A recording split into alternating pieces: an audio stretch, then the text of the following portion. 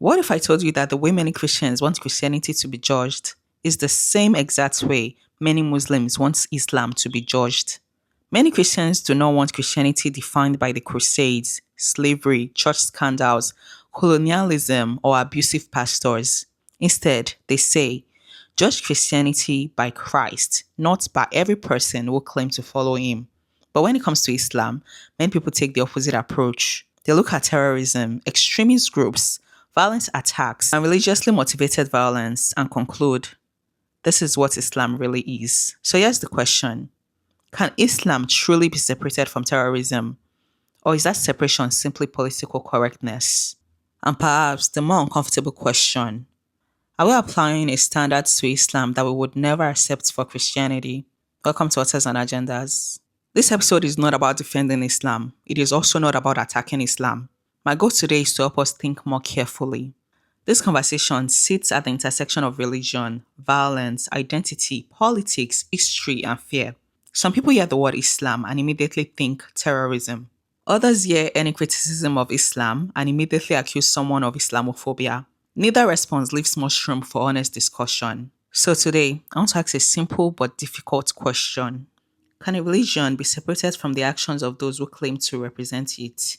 Because the answer to that question doesn't just affect Islam, it affects Christianity too. Terrorist organizations have absolutely used Islamic language, symbols, scriptures, and theology to justify violence. Groups such as ISIS, Al-Qaeda, Boko Haram, and others claimed religious legitimacy.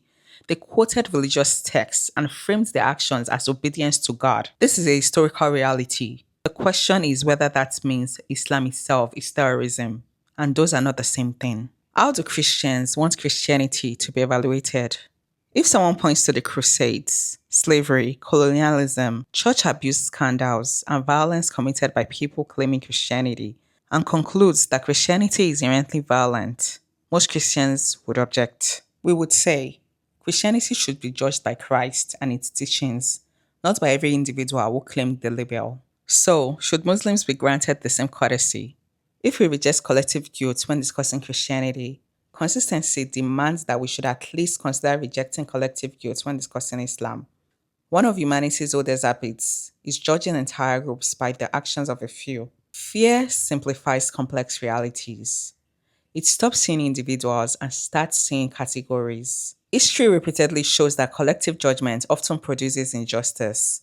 The moment we stop seeing people as individuals, prejudice becomes easier. Some people argue that religion should never be blamed, only individuals should be blamed. I don't think it's that simple. Ideas matter, beliefs matter, interpretations matter. Religious teachings influence behavior.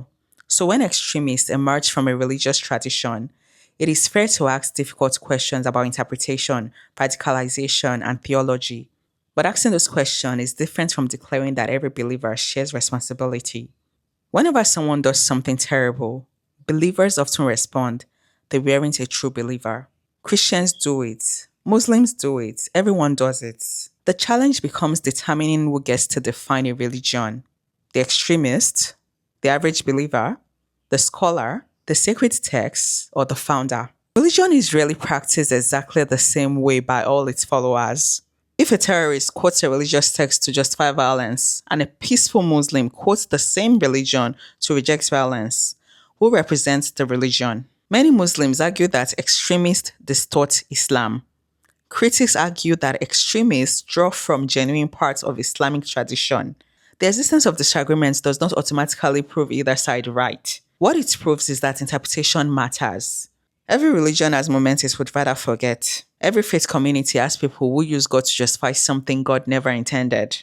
The temptation is always to distance ourselves from our extremists while identifying others by theirs. But intellectual honesty requires consistency. Maybe the real question is not whether Islam can be separated from terrorism.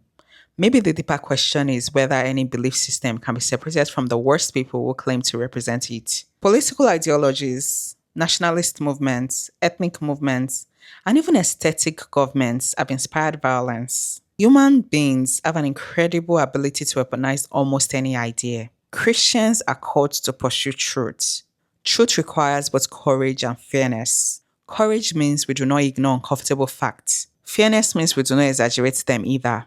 We can acknowledge that terrorist groups have used Islamic language to justify violence, while also acknowledging that most Muslims are not terrorists. Both statements can be true at the same time. Can Islam be separated from terrorism? Some will say yes, some will say no. But perhaps the most important question is whether all Muslims should be defined by extremists. How we answer that question says a lot about our commitment to justice, as it does about our understanding of religion. The standard we apply to others is often the standard we hope others will apply to us. Thank you for listening to Authors and Agendas.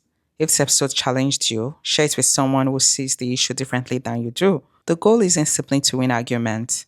It is to think more deeply, more honestly, and more consistently about the world around us. Until next time, keep questioning the agendas, keep examining the authors, and keep pursuing the truth wherever it leads.